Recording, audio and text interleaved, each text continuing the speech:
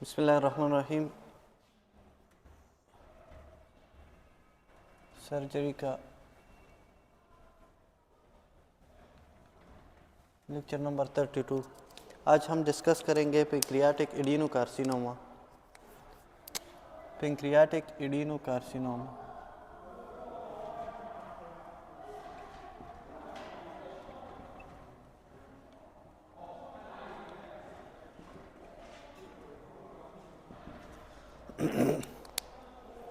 अच्छा, जब भी एडिनो का वर्ड्स हो एडिनो, तो एडिनो का मतलब है कि ये ग्लैंडुलर सेल से कैंसर निकला होगा। अगर एडिनोमा हो, एडिनोमा, तो इसका मतलब है कि ये बेनाइन कैंसर है किस चीज़ की? ग्लैंडुलर सेल की। अगर एडिनोकार्सिनोमा है तो फिर ये कैंसर है लेकिन ये मैलिग्नेंट है। ठीक है, benign cancer of glandular cell adenoma, malignant को एडिनोकार्सिनोमा। और अगर ये कैंसर निकले एपिथेलियम से तो फिर हम उसे क्या कहेंगे? कार्सिनोमा। और अगर ये निकले मेसेंकाइमल सेल से, मेसेंकाइमल सेल फिर कनेक्टिव टिश्यू बनाते हैं तो फिर हम उसे कहेंगे क्या? सार्कोमा। ठीक है, तो ये बेसिक है इनके लिए। कुछ हमारे पास एक्सेप्शन, प्यू एक्सेप्शन है जो इसके एंड में ओमा आते हैं। जिसके एंड में ओमा हो, ओमा, तो वो हमारे पास क्या होगी? Benign cancer. अच्छा, तो adenoma benign cancer of glandular cell, और एडिनोकार्सिनोमा हमारे पास मैलिग्नेंट कैंसर है, वो भी ग्लैंडुलर सेल की। और कार्सिनोमा हमारे पास क्या है? स्क्वामस। जब एपिथेलियम से निकले तो फिर कार्सिनोमा। और अगर ये कनेक्टिव टिश्यू कैंसर निकले तो फिर हम उसे कहेंगे सार्कोमा। ठीक है, तो एडिनोकार्सिनोमा इसका मतलब है कि पेंक्रियास में हमारे पास ग्लैंड है जो एंजाइम सिक्रीट करते हैं या हार्मोन। तो पेंक्रियाटिक्स की ग्लैंड एक्सोक्राइन ग्लैंड से या एंडोक्राइन ग्लैंड से जो कैंसर निकले तो हम उसे कहेंगे पेंक्रियाटिक एडिनोकार्सिनोमा। अच्छा, तो पेंक्रियाटिक अब मैलिग्नेंसी, ये हमारे पास अब बेनाइन है या मैलिग्नेंट? मैलिग्नेंट। तो अब मैलिग्नेंसी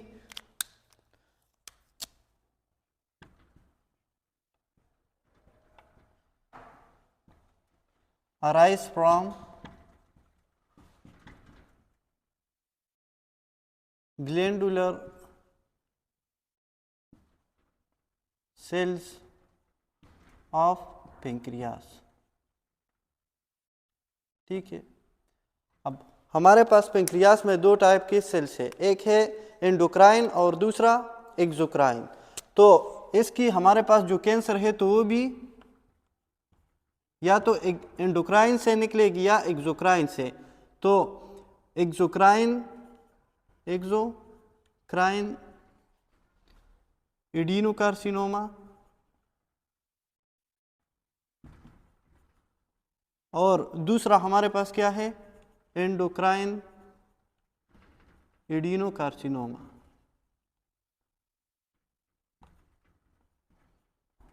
ये तो सिंपल है कि हमारे पास जो एक्सोक्राइन है वो एंजाइम सिक्रीट कर देते हैं और एंडोक्राइन हार्मोन।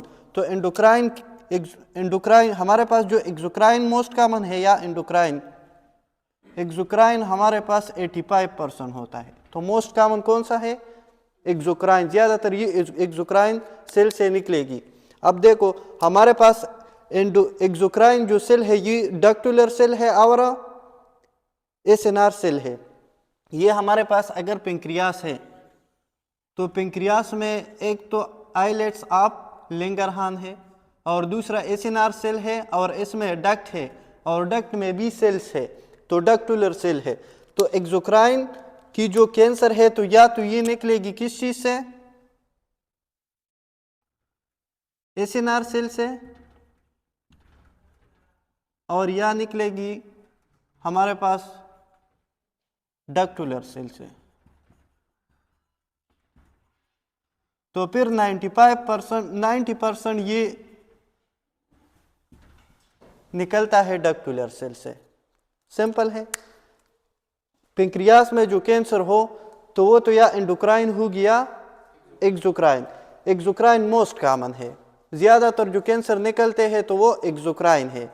और एक्सोक्राइन में एक्सोक्राइन जो कैंसर निकले, एक्सोक्राइन जो कैंसर है या तो एसएनआर सेल की होगी या डक्टुलर सेल की होगी, तो ज़्यादातर हमारे पास डक्टुलर सेल के कैंसर होते हैं, सिंपल है। और एंडोक्राइन एडिनोकार्सिनोमा हमारे पास जो निकलता है तो ये आइलेट्स ऑफ लैंगरहांस है।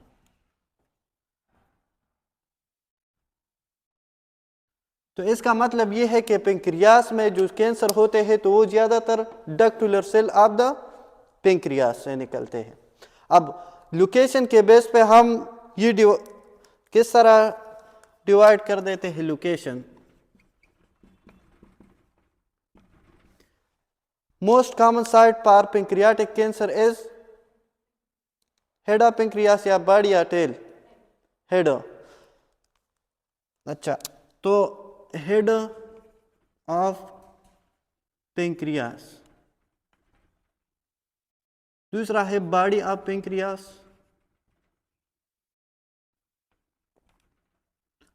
और टेल ऑफ पेंक्रियास,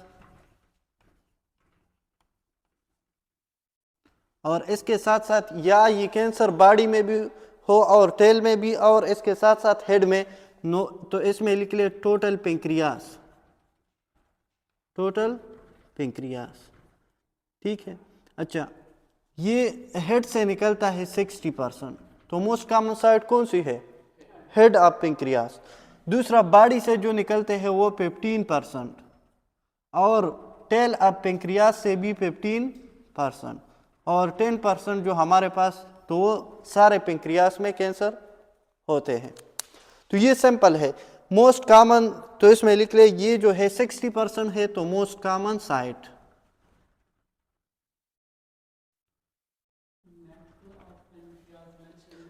अच्छा, वैसे नेक है तो वो भी बॉडी में हम ज्यादातर को कंसिडर कर देते हैं तो हेड, ठीक है।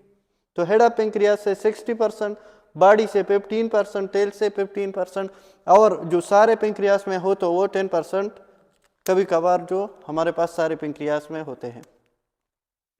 अच्छा, ये कैंसर पेंक्रियाट की होता क्या है, तो इसकी रिस्क फैक्टर क्या है।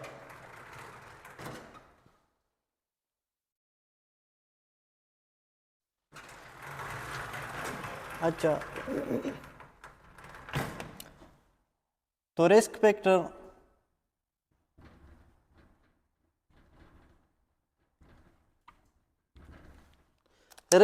के लिए ये निमोनिक से आप याद कर सकते हैं कोल्ड बाप्स। तो हमने पढ़ा था कि क्रोनिक पेंक्रियाटाइटिस की वजह से पेंक्रियास की कैंसर हो सकते हैं। तो फर्स्ट हमारे पास क्या है, first one chronic pancreatitis, second हमारे पास ओबेसिटी है, एल पर लीवर डिजीज, लीवर की सिरोसिस हो या सिरोसिस और या हेपेटाइटिस, ठीक है। अब देखो ये डी पर diabetes mellitus,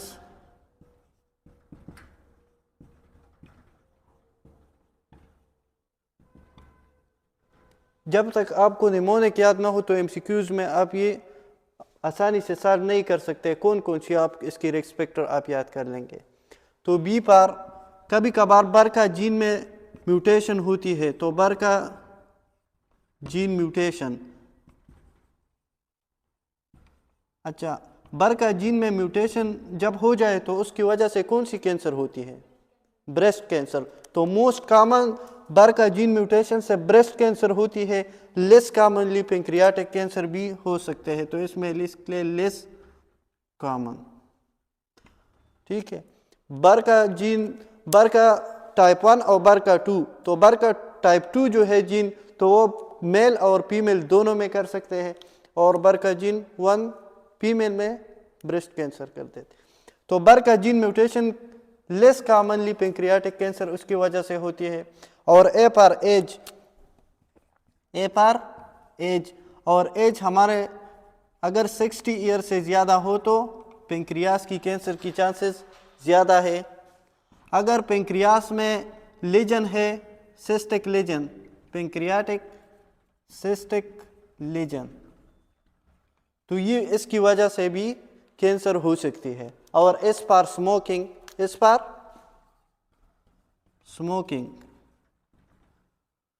which one is the strongest risk factor for pancreatic adenocarcinoma? Smoking, strongest risk factor, simple है। अब स्ट्रॉन्गेस्ट रिस्क फैक्टर हमारे पास स्मोकिंग है, तो ये याद करना। अगर हिस्ट्री एमसीक्यूज इस तरह है कि इसमें स्मोक कंडीशन है और या ये इसमें भी कोई हो तो उसकी वजह से हमारे पास पेंक्रियाटिक एडिनोकार्सिनोमा हो सकती है। अच्छा,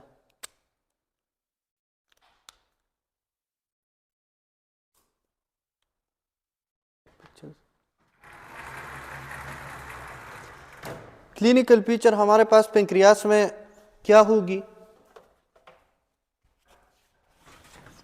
ये pancreas is the part of foregut, midgut या हाइंडगट। फोरगट तो पेन कहाँ पे होगी? जब भी पेशेंट आ जाए और वो कहता है कि एपिगेस्ट्रिक रीजन में पेन है तो फोरगट में मसला होगी, फिर आप इन्वेस्टिगेशन करें कि कौन सी मसला है, ठीक है। और लीवर, पेंक्रियास, स्प्लीन सारे के सारे फोरगट में आते हैं। स्मॉल इंटेस्टाइन की पार्ट और स्मॉल इंटेस्टाइन मिडगट में आते हैं और इसकी जो लार्ज इंटेस्टाइन है वो हाइंडगट में, ठीक है। उसकी वो हमने डिवाइड किया था कि फोरगट कहाँ तक है और मिडगट और हाइंडगट। अच्छा, अगर दर्द यहाँ पे है एपिगेस्ट्रम रीजन में तो फिर फोरगट में मसला होगी। Umbilical around the umbilicus pain है तो फिर मिडगट में मसला होगी। और बिलो हाइपोगेस्ट्रम रीजन में है तो फिर हाइंडगट में मसला होगी। सिंपल है। अगर पेन रेडिएट एपिगेस्ट्रम रीजन में पेन है और वो बैकवर्ड की तरफ रेडिएट होता है तो मसला क्या होगी? पेंक्रियाटाइटिस, ठीक है। अगर एपिगेस्ट्रम रीजन में पेन है और वो दोनों साइड पे इक्वली पील होता है, मतलब फ्रंट पे भी और बैक पे भी रेडिएट नहीं, रेडिएट होता है हमारे पास पेंक्रियाटाइटिस में। और पेंक्रियाटिक एडिनोकार्सिनोमा में दोनों फ्रंट और बैक पे इक्वली पील होता है तो फिर पेंक्रियाटिक एडिनोकार्सिनोमा होगी। लीवर में मसला हो तो फिर पेन कहाँ पे होगी? एपिगेस्ट्रम रीजन में तो होगी लेकिन राइट साइड पे, और स्प्लीन लेफ्ट साइड पे है तो लेफ्ट साइड पे होगी जब स्प्लीन में मसला हो। अब इसकी क्लिनिकल फीचर क्या है? क्लिनिकल फीचर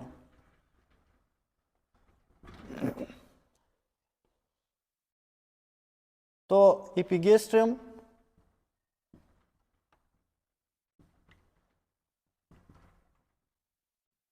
पेन पील इक्वली। एपिगेस्ट्रम डिस्क कंपार्टनेस, पेन डिस्क कंपार्टनेस, इसमें कैंसर में डिस्क कंपार्टनेस होगी।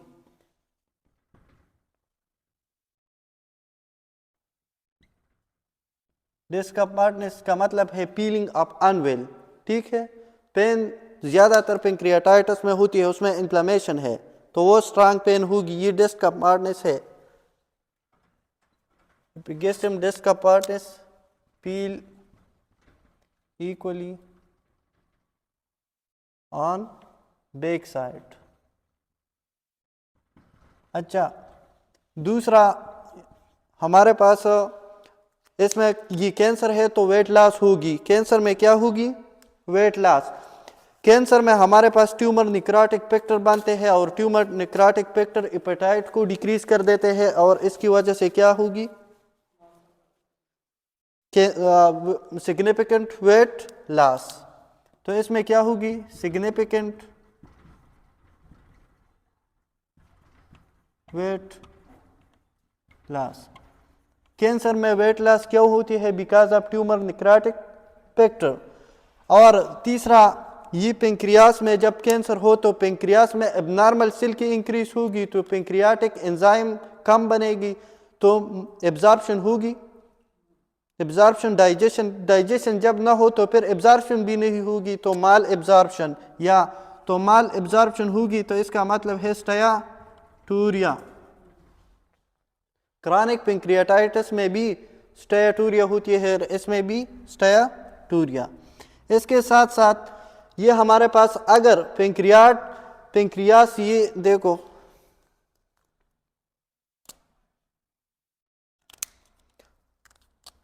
ये स्टमक है और इसके बाद सी शेप ड्यूडिनम है, ये लेजर कर्वेचर है, ये ग्रेटर कर्वेचर है।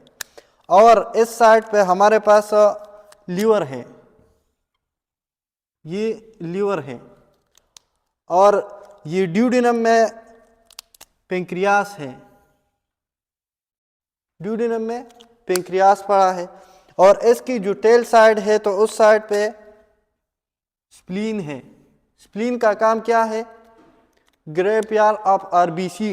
इसके बाद जो हम स्प्लीन पढ़ेंगे तो फिर उसमें हम डिस्कस करेंगे। अच्छा, ये स्टमक है, फिर ड्यूडिनम है, यहाँ पे पेंक्रियास है, यहाँ पे स्प्लीन है, ये लीवर है।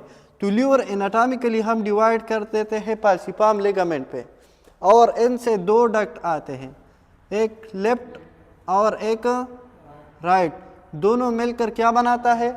Common hepatic duct. यहाँ पे हमारे पास ये क्या है? गॉल ब्लैडर है, और एक डक्ट गॉल ब्लैडर से भी आता है, तो ये सिस्टिक डक्ट है। अच्छा, ये सिस्टिक डक्ट और ये मिलकर क्या बनाता है? कॉमन बाइल डक्ट, और ये सेकंड पार्ट ऑफ ड्यूडिनम में ओपन होता है। अब ये हमारे पास मेन डक्ट ऑफ पेंक्रियास है, तो ये भी सेकंड पार्ट में ओपन होते हैं। और दोनों जब ये common hepatic duct, common bile duct यहाँ से भी आते हैं, और पेंक्रियाटिक डक्ट, जब ये दोनों मिल जाए तो क्या बनाता है? हेपेटोपेंक्रियाटिक डक्ट। ये अगर 3D में हम देखें तो फिर ये दोनों एक जगह पे ओपन होते हैं, या इसको जो डायलेटेड पार्ट है इसको एम्पुला ऑफ वेटर कहते हैं, और इसके इर्द गिर्द जो स्पेंक्टर है तो वो स्पेंक्टर ऑफ ऊडी है। एक डक्ट एक्सेसरी डक्ट है, उसका नाम क्या है? डक्ट ऑफ वर्सिंग, तो इसका नाम है। एक यहाँ पे एक्सेसरी डक्ट है, वो भी ड्यूडिनम में ओपन होता है, इसका नाम है डक्ट ऑफ सेंटोरेनी या एक्सेसरी पेंक्रियाटिक डक्ट। अब देखो, ये हमारे पास कुछ ग्लैंड हमारे पास म्यूकोजा में होते हैं, कुछ सब म्यूकोजा में, कुछ ये पेंक्रियास म्यूकोजा में है, सब म्यूकोजा में या बाहर। ड्यूडिनम से ये बाहर है, तो इस पेंक्रियास एक the example of transmural gland. अच्छा, क्रेप्ट ऑफ लेबरकन जो ग्लैंड है तो वो म्यूकोजा में है, ये म्यूकोजा में है, और ये म्यूकोजा में है तो डायरेक्टली अपना ब्लड जो सिक्रीशन है तो वो ड्यूडिनम में डाल देती है। सब म्यूकोजा में कौन सी ग्लैंड है? Brunner gland. तो ब्रूनर ग्लैंड से एक डक्ट आ गई है, और वो म्यूकोजा को भी क्रॉस करके ड्यूडिनम में अपना सिक्रीशन डाल देती है। ये सारे लेयर ये जो लेयर है कौन सी? एडवेंटिशिया, और इसके साथ साथ मस्कुलर लेयर फिर सब म्यूकोजा और म्यूकोजा तीनों को क्रॉस कर देते हैं, तो इसका मतलब है पेंक्रियास ट्रांसम्यूरल ग्लैंड है, और ये अपना सिक्रीशन सेकंड पार्ट में डाल देती है। अब देखो, अगर ये पेंक्रियास में ट्यूमर हो जाए, यहाँ पे ट्यूमर हो, कैंसर हो, तो फिर ये डक्ट ब्लॉक होगी, कॉमन बाइल डक्ट भी ब्लॉक होगी। अब ये ब्लॉक होगी तो यहाँ पे लीवर में हमारे पास बनते हैं बाइल, ठीक। जब बाइल यहाँ से आते हैं तो फिर ये स्टोर होते हैं कहाँ पे? गॉल ब्लैडर में। और जब सिस्ट यहाँ पे पुट आ जाए पेट्स, तो पेट्स की वजह से कोलिसिस्टोकाइनिन रिलीज होते हैं, तो वो कंट्रैक्ट कर देते हैं गॉल ब्लैडर को, और गॉल ब्लैडर से क्या आते हैं? बाइल। और यहाँ पे कोलिसिस्टोकाइनिन ये भी कंट्रैक्ट कर देते हैं, स्फिंक्टर ऑफ ऊडी को रिलैक्स कर देते हैं, और सिक्रीशन यहाँ पे आते हैं। अब देखो ये बाइल यहाँ पे स्टोर है, अब यहाँ पे ये ऑब्स्ट्रक्ट ट्यूमर है, तो ये बाइल ड्यूडेनम में जाएगी तो वापस जाएगी कहाँ पे, वापस जाएगी लीवर में। तो लीवर में जो स्मॉल कैनालिकुलाई है और यहाँ पे छोटे छोटे डक्ट है, तो उनसे लीक होगी ब्लड में। बिलिरुबिन भी इसमें है, तो उसकी वजह से जब बिलिरुबिन ज़्यादा हो जाए तो जॉन्डिस होगी। ठीक है, तो यहाँ पे हमारे पास क्या होगी, जॉन्डिस। और जॉन्डिस में पहले जो सिम्टम है तो वो स्क्लेरा पे होगी, स्क्लेरा येलो नजर आएगी। स्क्लेरा में हमारे पास ये एक तो ये वाइट है तो इसलिए इस पे येलोविश कलर पहले नजर आएगी, और स्किन पे तो स्क्लेरा जो है एक तो वाइट है तो हम पहले सिम्टम इस पे आते हैं। दूसरा, स्क्लेरा में कुछ मॉलिक्यूल ऐसे हैं जो बिलिरुबिन को अट्रैक्ट कर देती है, तो first symptom will occur on the sclera. हमारे पास बिलिरुबिन की जो नॉर्मल वैल्यू है वो 0.2 से 1.2 मिलीग्राम पर डेसीलीटर है। तो जॉन्डिस हमारे पास क्यों होगी, और ये जॉन्डिस कुछ वो हम लीवर में पढ़ेंगे, ये जॉन्डिस ऑब्स्ट्रक्शन की वजह से है, तो इस जॉन्डिस को कहते हैं ऑब्स्ट्रक्टिव जॉन्डिस, ऑब्स्ट्रक्टिव जॉन्डिस।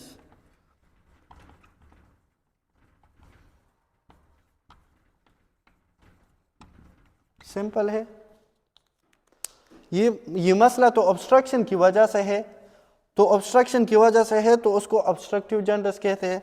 अब यहाँ पे जब हमारे पास ये अमाइलेज पेंक्रियाज की सिक्रीशन ना हो, एंजाइम ना हो, तो फिर डाइजेशन और एब्जॉर्प्शन नहीं होगी। तो फिर जब डाइजेशन नहीं होगी तो बॉडी को पता है तो वो खाना खाने का दिल भी नहीं होगी, तो एनोरेक्सिया। ठीक है, तो एनोरेक्सिया सिंपल है।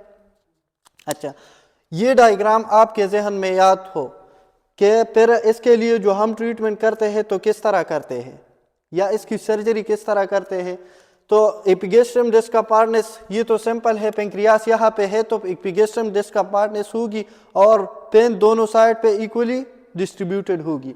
अच्छा, वेट लॉस होगी। वेट लॉस कैंसर में इसलिए होते हैं कि ट्यूमर निक्रोटिक पिक्चर बनते हैं, स्टायटूरिया।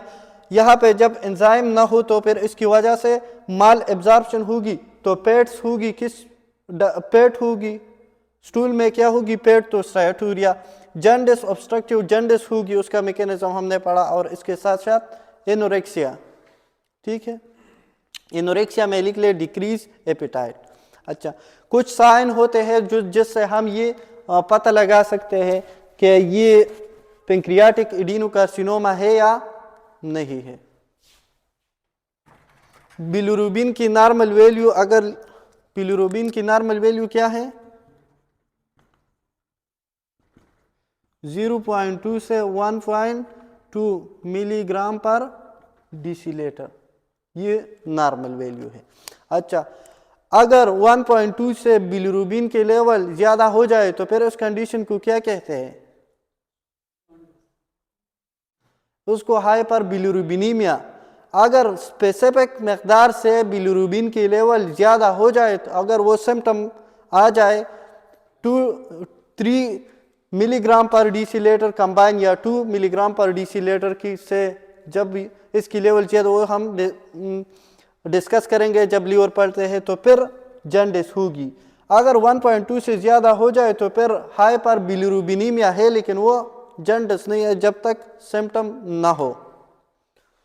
अच्छा,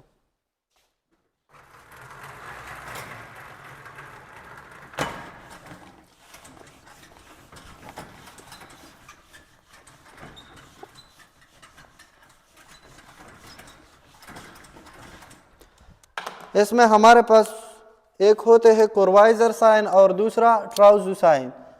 तो क्रॉनिक पेंक्रियाटाइटिस में जो साइंस है वो एक है कोरवाइजर sign,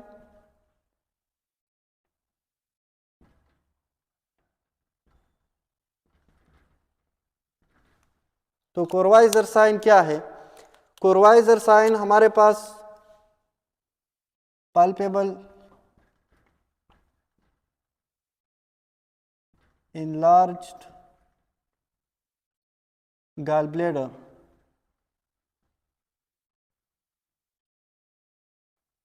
due to stasis of bile in common bile duct.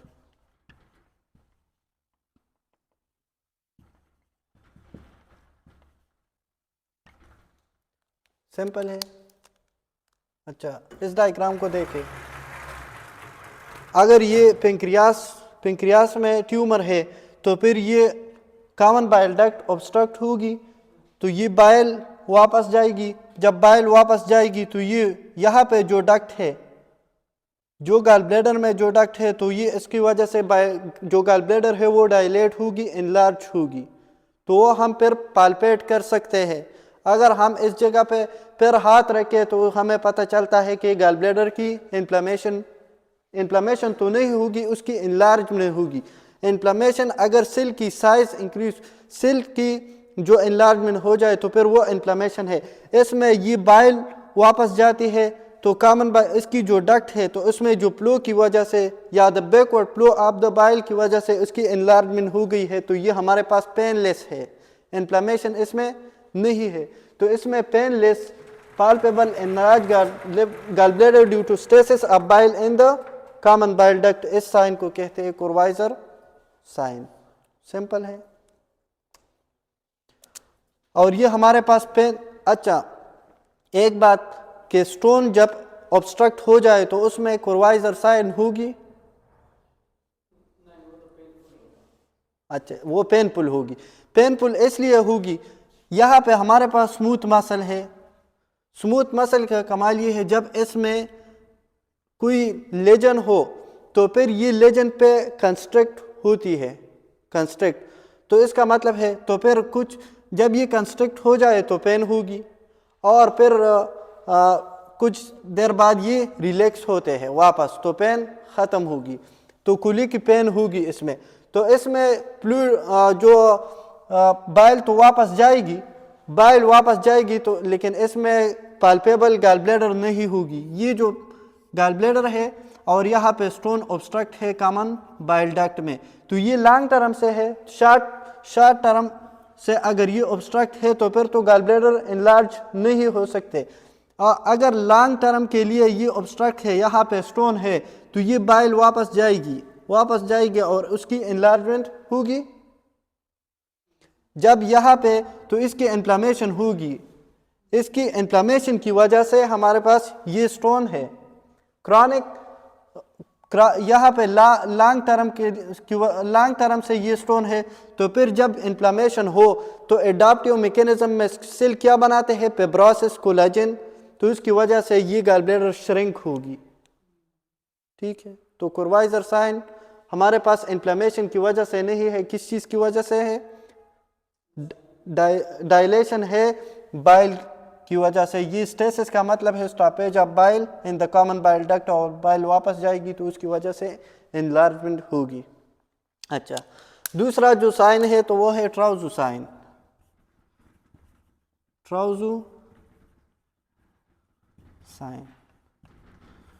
ट्राउजू sign pancreatic cancer में हमारे पास ये म्यूसिन सिक्रीट कर देते हैं, और इसके साथ साथ प्रू कोआगुलेंट फैक्टर। प्रू का मतलब है बिफोर, तो इन पेंक्रियाटिक, इसमें लिख ले, इन पेंक्रियाटिक एडिनोकार्सिनोमा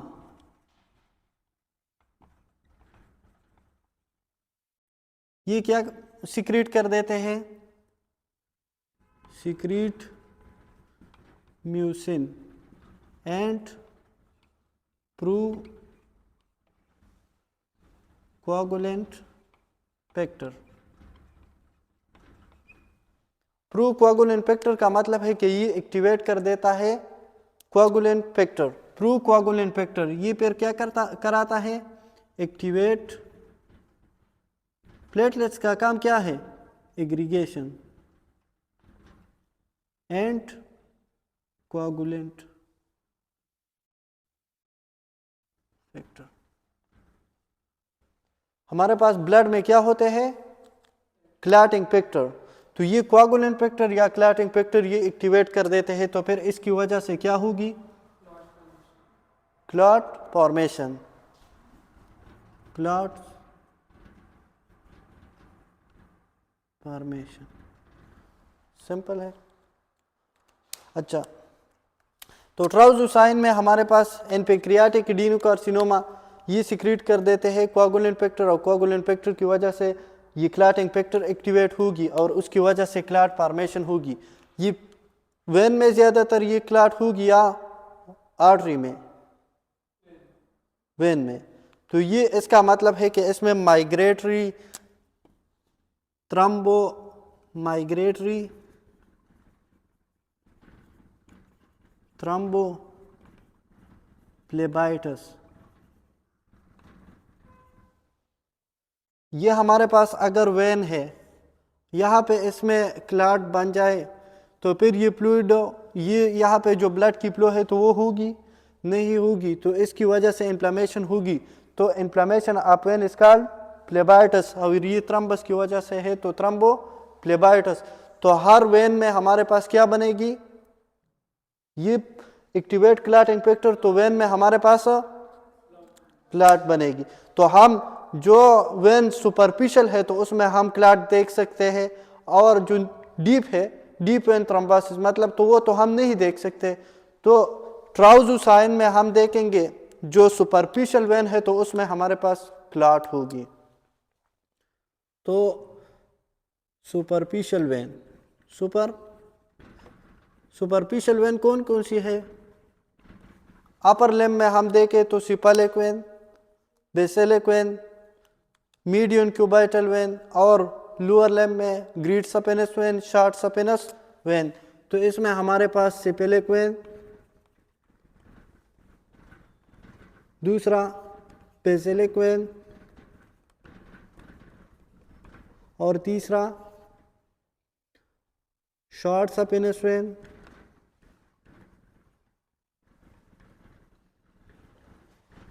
और ग्रेट सपेनस वेन।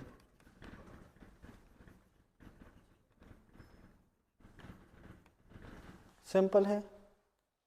एक साइन तो कोरवाइजर साइन है, वो Courvoisier sign is the inflammation, is the enlargement of gall bladder. Simple है, वो पाल्पेट होगी तो वो कोरवाइजर साइन है। ट्राउज़ोसाइन में हम देखेंगे कि अगर सुपरफिशियल वेन है उसमें माइग्रेटरी थ्रोम्बोफ्लेबाइटिस है, उसमें क्लॉट थ्रम्बस बनी है, बेसिलिक वेन में, सिफालिक वेन में, या जो हम देख सकते डीप वेन में भी थ्रम्बस बनेगी, लेकिन डीप वेन में तो हम नहीं देख सकते। तो ट्राउज़ोसाइन में हम ये सुपरफिशियल जो वेन है तो उसमें थ्रम्बस होगी। सिंपल है। मतलब अगर cephalic vein, basilic vein, short saphenous vein जो सुपरफिशियल वेन है और पेशेंट में ये साइन हो कि वहाँ पे थ्रम्बस हो, तो फिर हम कह सकते हैं कि ये पैंक्रियाटिक एडेनोकार्सिनोमा की वजह से होगी, और इस साइन का नाम है ट्राउज़ोसाइन। सिंपल है।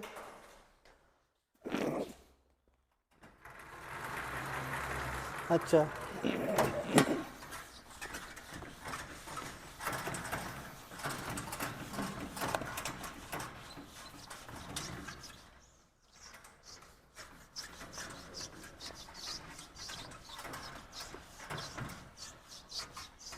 इसके लिए हम क्या इन्वेस्टिगेशन करेंगे? इन्वेस्टिगेशन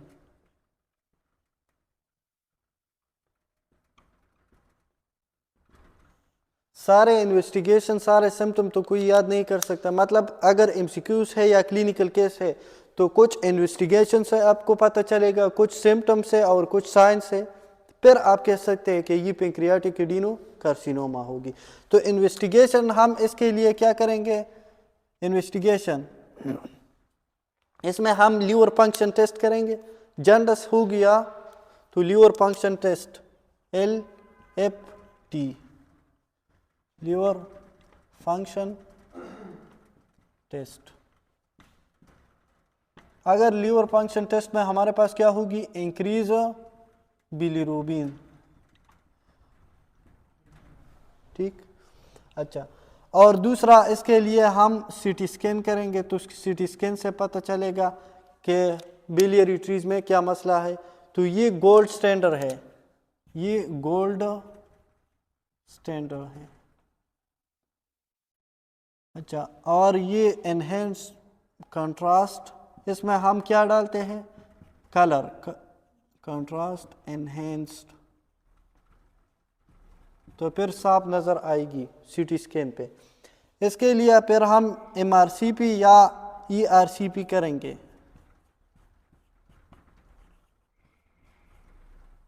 ठीक है, MRCP और ERCP में क्या फ़र्क है? Magnetic resonance cholangiopancreatography, endoscopic retro cholangiopancreatography. अच्छा, इसका मतलब है कि मैग्नेटिक रेजोनेंस, तो इसका हम एंडोस्कोप तो एंटर नहीं करते, बाहर से रेजोनेंस मैग्नेटिक जिस तरह MRI करते हैं, तो MRI जिस तरह MRI करते हैं इस तरह MRCP है। ये कोलेंजियो कॉमन बाइल डक्ट और पेंक्रियास की है।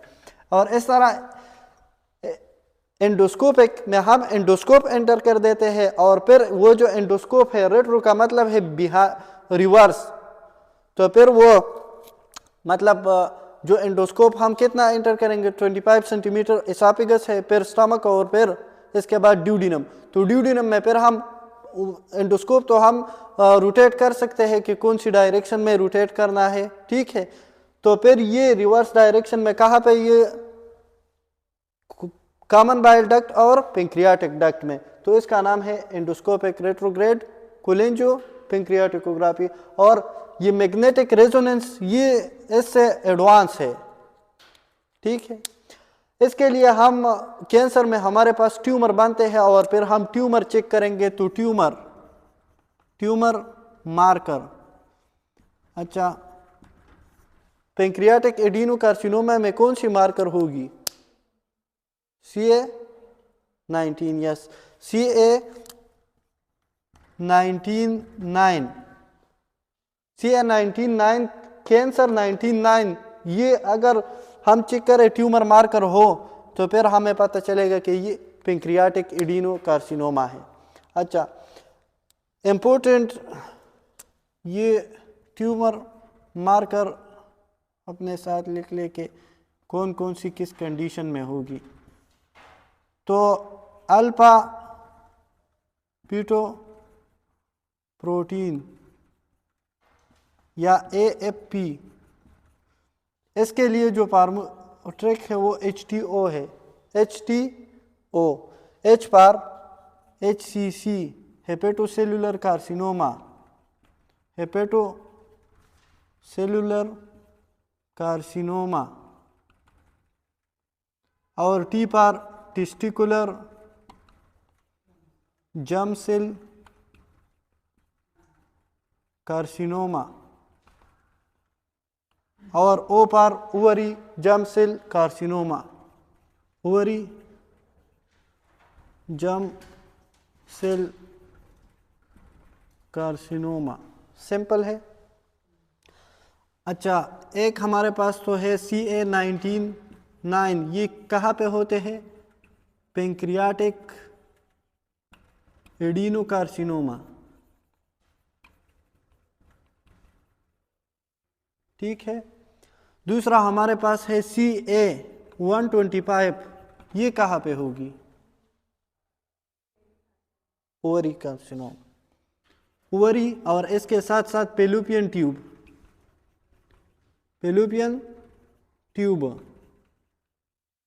इन दोनों में हमारे पास क्या होगी, CA125, और CA15 ये कहाँ पे होगी, ब्रेस्ट कैंसर।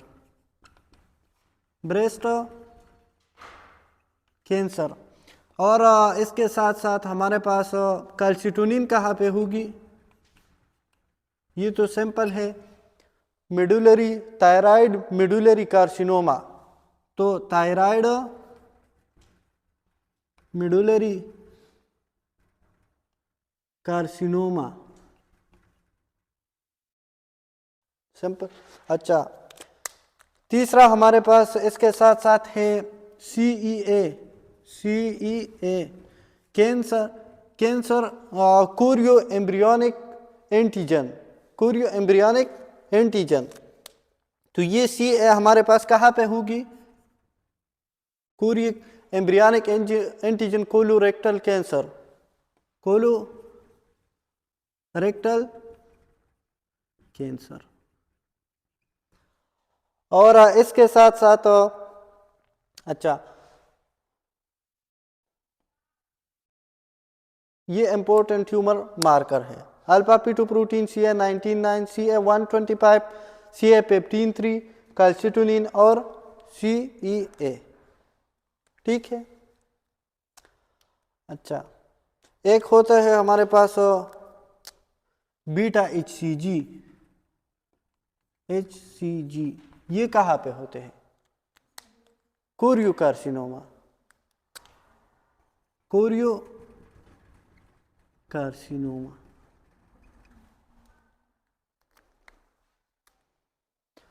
अच्छा, अब इसके हम ट्रीटमेंट किस तरह करेंगे कि हमें पता चला कि एडिनो कार्सिनोमा है, इतने इन्वेस्टिगेशन किए, सिम्टम मालूम किए, साइन मालूम किए, तो फिर वैसे छोड़ देंगे? अभी तो इसकी ट्रीटमेंट करनी है। ट्रीटमेंट के लिए हम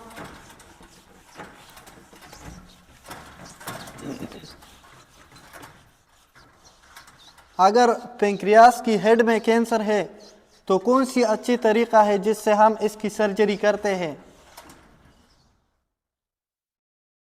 वेपल प्रोसीजर।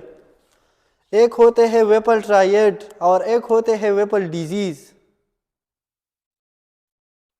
वेपल ने अच्छा, पहले पेंक्रियास की जो कैंसर है तो इसके लिए हम सर्जरी करते हैं। अगर पेंक्रियास की हेड में है तो फिर हम करते हैं पेंक्रियाटिको ड्यूडिनोनेक्टोमी। इसका मतलब है कि हम पेंक्रियास की कुछ पार्ट को रिमूव कर देते हैं और कुछ ड्यूडिनम की। दूसरा, अगर टेल में है तो डिस्टल, बॉडी में है या टेल में है तो डिस्टल पार्शियल पेंक्रियाटिक्टोमी। और या तो हम अगर टोटल पेंक्रियास में है तो फिर टोटल पेंक्रियाटिक्टोमी। ये जो प्रोसेस है तो इसका नाम है वेपल प्रोसीजर। वेपल प्रोसीजर। एक हमने पढ़ा था पस्टो प्रोसीजर। पेंक्रियास में हमारे पास दो प्रोसीजर, एक वेपल प्रोसीजर, दूसरा पस्टो प्रोसीजर। पस्टो प्रोसीजर क्या है? अगर पेंक्रियाट की मेन डक्ट ब्लॉक है, उसकी सिक्रीशन ड्यूडेनम में नहीं होती है, तो फिर हम ड्यूडेनम डायरेक्टली अटैच कर देते हैं पेंक्रियास की डक्ट की जगह। तो इस प्रोसेस को कहते हैं पस्टो प्रोसीजर। वेपल प्रोसीजर इस तरह है कि ये हमारे पास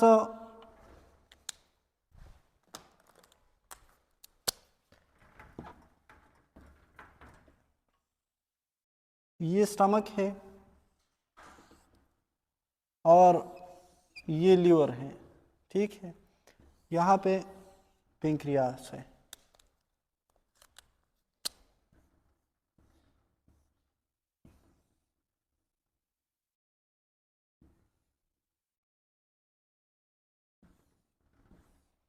तो अब यहाँ पे ट्यूमर है तो हम ये जगह रिमूव कर देंगे। ये पेंक्रियास के हेड में कैंसर है। पेंक्रियास के हेड में क्या है? कैंसर। ये जगह, ये जितने भी ऑर्गन, ये स्ट्रक्चर इसमें आते हैं तो इसका नाम है वेपल प्रोसीजर। तो अब देखो, वेपल प्रोसीजर में हमारे पास कौन कौन सी जगह हम रिमूव कर देते हैं? हेड ऑफ पेंक्रियास, तो हेड ऑफ पेंक्रियास। दूसरा ड्यूडिनम और कुछ segment of common bile duct, तो segment of common bile duct. और कभी कभार अगर ये स्टमक की ये पार्ट इन्फेक्टेड है तो ये भी रिमूव कर देते हैं, तो डिस्टल स्टमक। इसमें लिखे सम टाइम। तो ये प्रोसीजर जो है तो इसका नाम है वेपल प्रोसीजर। अब अगर हम टोटल पेंक्रियास को रिमूव कर दें तो फिर इसकी वजह से कौन कौन सी मसले होगी? एक तो हाइपोग्लाइसीमिया होगी या हाइपरग्लाइसीमिया और ग्लूकागॉन। तो हाइपोग्लाइसीमिया भी हो सकते हैं और हाइपरग्लाइसीमिया दोनों हो सकते हैं, दोनों होगी, कभी हाइपोग्लाइसीमिया कभी hyperglycaemia. Which one is more dangerous? Hypoglycaemia is, मतलब अगर किसी की ग्लूकोज लेवल 400 है तो 500 अगर हो जाए तो कुछ मसला नहीं कर सकते, लेकिन अगर हाइपोग्लाइसीमिया हो जाए तो उसकी वजह से बंदा अनकॉन्शियस हो सकता है, बंदा कोमा में चला जा सकता है। ठीक है, तो इसकी वजह से जो ब्रेटल डियाबिटिस हो सकती है, ब्रेटल डियाबिटिस, ये टाइप 1 डियाबिटिस की टाइप है। टाइप 1 डियाबिटिस वो है जिसमें पेंक्रियास की जो बीटा सेल है उसमें मसला हो, वो बिल्कुल ही हो नहीं, मतलब वो एब्सेंट हो। तो इसमें अगर हम ये रिमूव कर दे तो बीटा सेल भी रिमूव।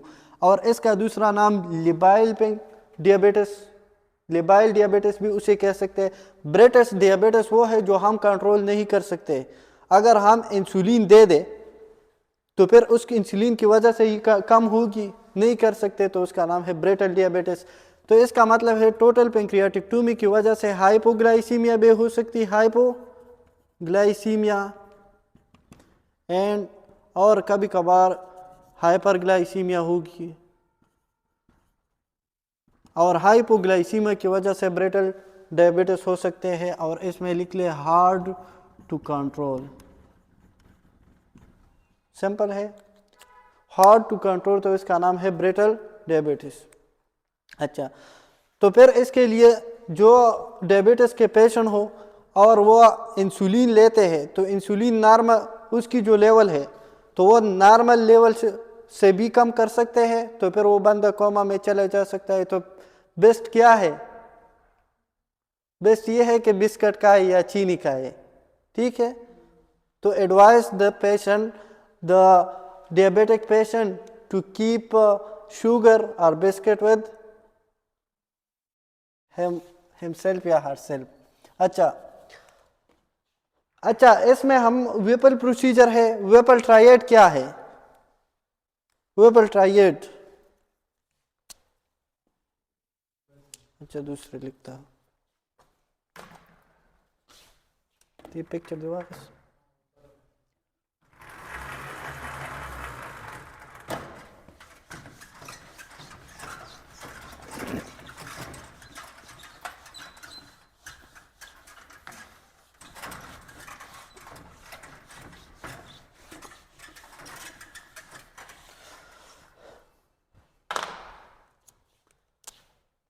वेपल ट्राइएड,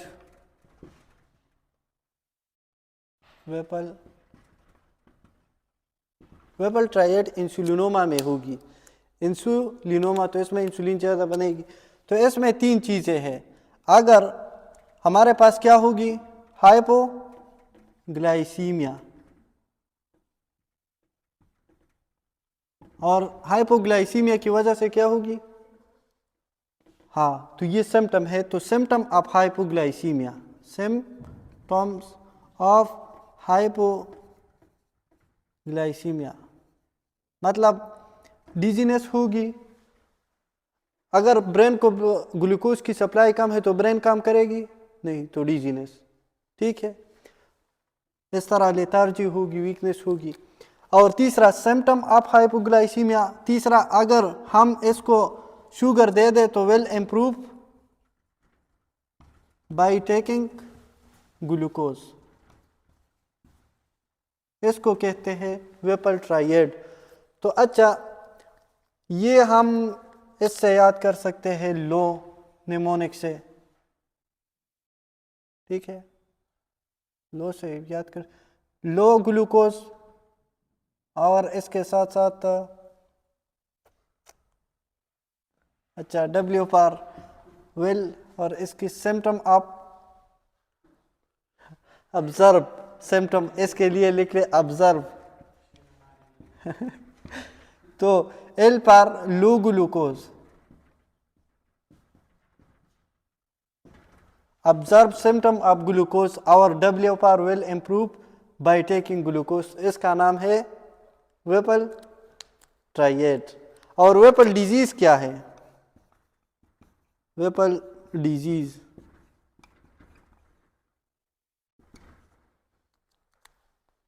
इसके लिए भी निमोनिक लिखता है। इसके लिए निमोनिक है ट्रोपी केन। ये कौन सी बैक्टीरिया की वजह से होती है? ट्रोपिरेमा वेपली, ट्रोपिरेमा वेपली, caused by ट्रोपिरेमा वेपली,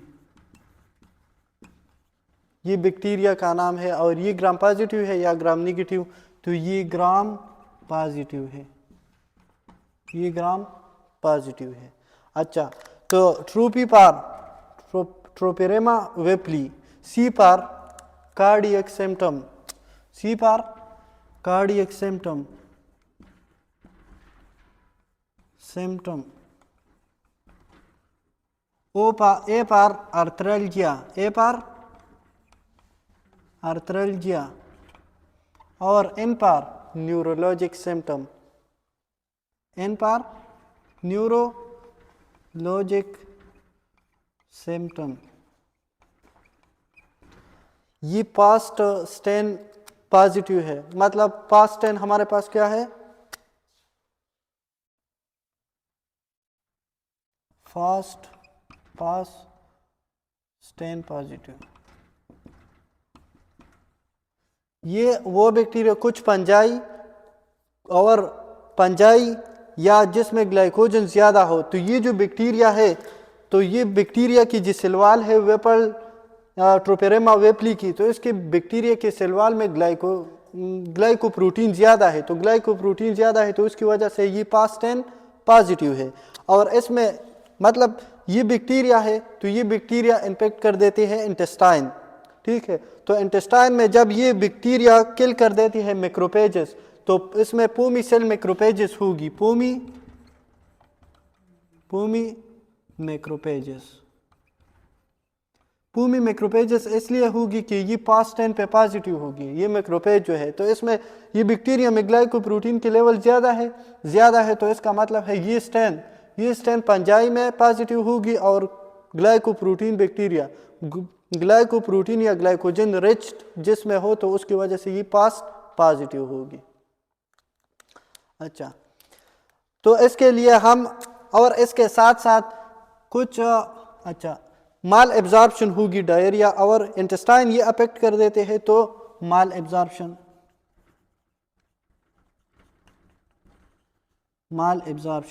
और डायरिया,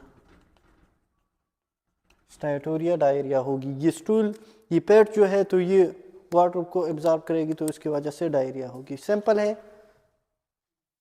वेपल डिजीज में सिर्फ ट्रोपिकेन से इसकी ये निमोनिक आपको याद हो कि ये ट्रोपिरेमा वेपल बैक्टीरिया की वजह से होती है। कार्डियक मसले, जॉइंट के मसले, जॉइंट में पेन होती है, न्यूरोलॉजिक सिम्टम है, उसकी वजह से माल एब्जॉर्प्शन डायरिया।